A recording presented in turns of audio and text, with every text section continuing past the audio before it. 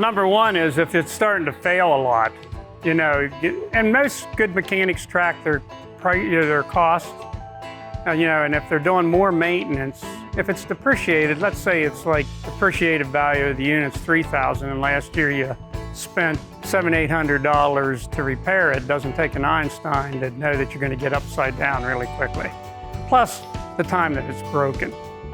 So that's usually good justification for replacement.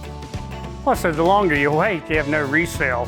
That's two schools of thought, but you got to be able to get the money. I ran my equipment way past the point of no return. 5 years ago, if you'd have bought it, it would have cost $60,000. You waited to 5 years, now it's cost $72,000. So there's a rationale. You've run it into the ground, and you still need to replace it.